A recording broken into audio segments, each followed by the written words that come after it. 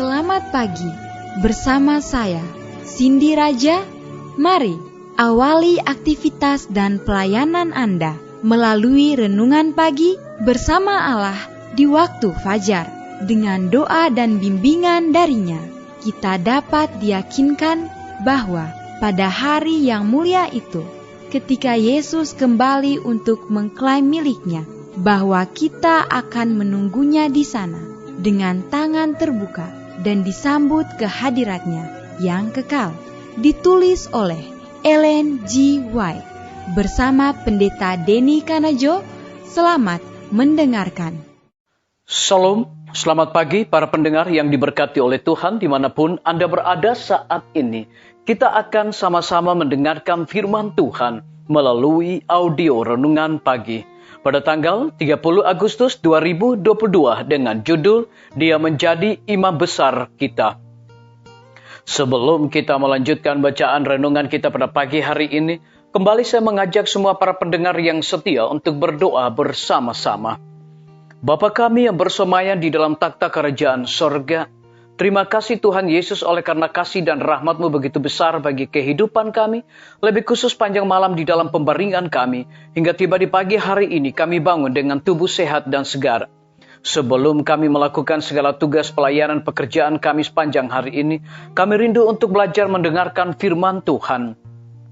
Curahkanlah kepada masing-masing kami kuasa Roh Kudus-Mu. Terima kasih Tuhan Yesus, dengarlah doa kami Bapa, dan mau mengampuni segala dosa kami, karena kami sudah berdoa hanya di dalam nama Tuhan dan Juru Selamat kami. Amin. Ayat inti kita terambil di dalam Ibrani 2 ayat yang ke-17, demikian firman Tuhan. Itulah sebabnya maka dalam segala hal ia harus disamakan dengan saudara-saudaranya, supaya ia menjadi imam besar yang menaruh belas kasihan dan yang setia kepada Allah untuk mendamaikan dosa seluruh bangsa. Mari kita ikuti penjelasannya. Sebagai imam besar yang penuh pengabdian, ia menjadi perantara bagi umatnya. Sebagai seorang gembala yang setia, ia menghimpunkan domba-dombanya di bawah naungan yang maha kuasa, dalam perlindungan yang kuat dan pasti. Baginya sedang menunggu pertempuran yang terakhir dengan setan, dan ia maju ke depan untuk menghadapinya. Disalin dari buku Alfa dan Omega, jilid 6, halaman 326.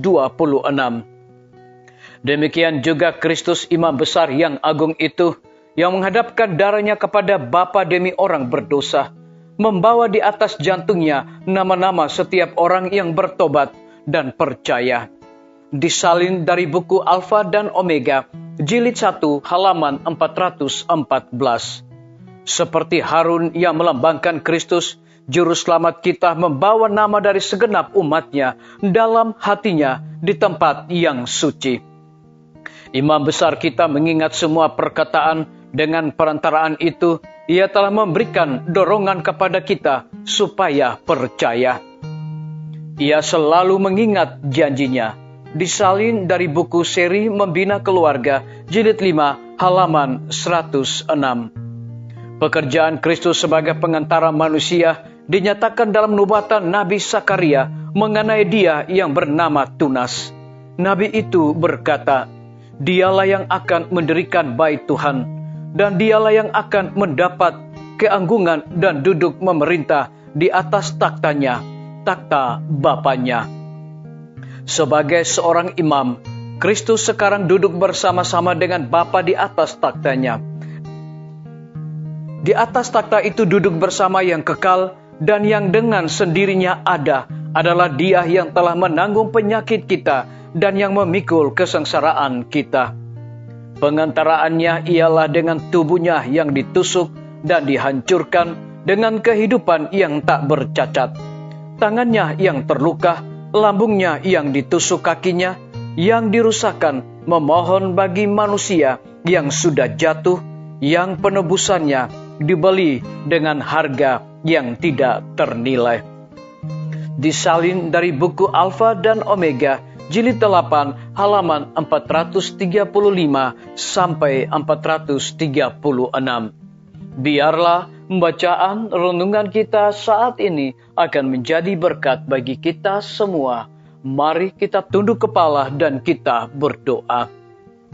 Bapa kami yang bersemayam di dalam takhta kerajaan sorga, terima kasih Tuhan Yesus oleh karena kasih dan rahmat-Mu begitu besar bagi kehidupan kami. Lebih khusus kebenaran firman-Mu di pagi hari ini memberikan satu kekuatan, sukacita, berkat bagi masing-masing kami. Lebih daripada itu membuat sebuah penekanan khusus kepada kami semua para pendengar. Sebagai imam besar yang penuh pengabdian, Ia menjadi perantara bagi umatnya. Sebagai seorang gembala yang setia, Ia menghimpun domba-dombanya di bawah naungan yang maha kuasa. Terpujilah nama Tuhan. Pada pagi hari ini hamba berdoa untuk pemerintah kami.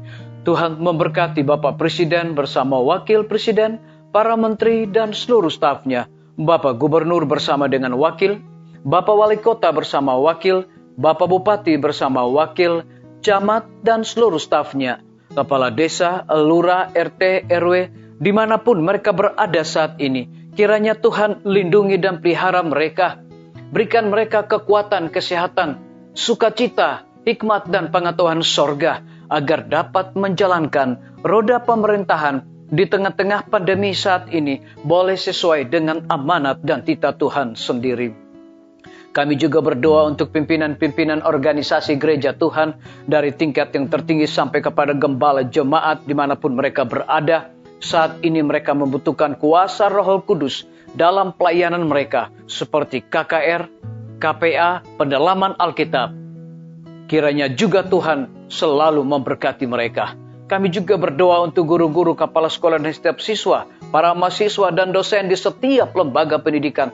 Hikmat pengetahuan sorga Tuhan berikan kepada mereka agar dapat mendidik anak-anak untuk memiliki karakter Yesus Kristus.